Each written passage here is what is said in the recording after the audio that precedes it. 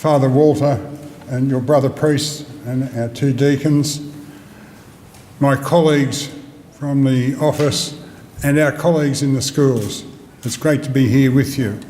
I'd like to begin by acknowledging the traditional owners of the land on which we gather and pay my respects to their elders past and present for the great South land that we all share together. I want to first of all give an apology for Father Chris, our Vicar General and Episcopal Vicar for Education and Formation. Father Chris has been unwell and he would have loved to have been here. That doesn't mean you got a Stephen Bradbury in Father Walter, but it's just the example of the depth of talent that we have. So Father Chris sends his best to you all. I have a speech here, but I'm not going to use it now because it's superfluous, as far as I'm concerned, by what we heard from Father Walter. I could not say it more eloquently or more forcefully, and I'm pleased to say that I did have the words Bishop Vincent and transformation somewhere in this paper. However, I want to give you an example, actually, of everything I think Father Walter was saying and what I'd like to say to you today. This morning I was out visiting some schools. Some of our principals know I just have a habit of just appearing and just dropping in to say hello, and I've been doing that for the last couple of days. And I dropped into a school this morning and the wonderful secretary welcomed me and informed me that the principal wasn't here, he was down in one of the classrooms. So he went down to one of the classrooms and she peeked in the door and said, "Yes, I think you can go in." So I went in and there was the principal on his knees. The classroom was a wreck. There was a young 9-year-old boy with Asperger's who had, in the words of the principal, lost it. But my immediate reaction was I was stunned by the fact that the principal was on his knees with the young boy, and then I looked over somewhere else and there was the mother. And he was with the mother on his knees with this young boy cleaning up. They had settled the young person down, and the principal said to me, "I didn't think it was fair that the other students would have to clean up the mess. It is for us to do." It is the most powerful message I could give you about what Father Walter was saying.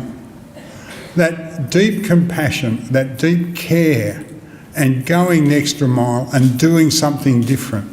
That's a transformational experience for that young boy, for that family, and the model of leadership and commitment to the work that we do on behalf of the church in this diocese. I wish I could have bottled it, but it was just such a powerful experience. I just want to pick up the theme of transformation. And it's in the gospel we heard today, and we talk about transformation. One of the things, well, how do we do that sort of thing? We know we've got to change. But we shouldn't feel worried about that because we actually do know how to do it. I often say that the transformation that we're requiring and the work we do, it is important and it's intellectual. You do need intellectual grunt to do the work we do. But what you need more is an imagination. And I saw that imagination in action today. It could have been handled a completely different way. But because a leader could imagine doing it differently, he will have a profound effect not only on that child but on their family. Jesus at the well, the story is about transformation. It's about doing things differently.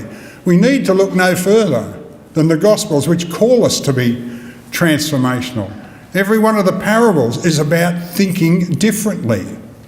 So we have an engine for our imagination. We could call it our Catholic imagination, but we bring that imagination to bear in the work we do on a day-to-day basis in our schools. Our Bishop has asked us to be the radical alternative, to be countercultural. Well, how are we going to do it unless we can be creative and imagine a different future? Imagine what it could be like. We started the year in Parramatta with our system leaders and we were talking about being curious. A very, very simple thing, being curious, sparking your imagination, bringing that imagination together with the communities that you work in and the communities you serve, and we'll very soon get what Father was saying to us about the challenge that we have ahead. I know, because I see it on a daily basis when I go into schools, I see that imagination everywhere. That's why I think we can be intensely confident in moving it forward. And we shouldn't be frightened of the change that will come. We have so many challenges but so many opportunities here in the work we do in Western Sydney for a very dynamic and changing society. But we should see it as a wonderful opportunity to express our imagination and show the joy that you can see in an experience of young people who've experienced a risen Christ. Thank you very much.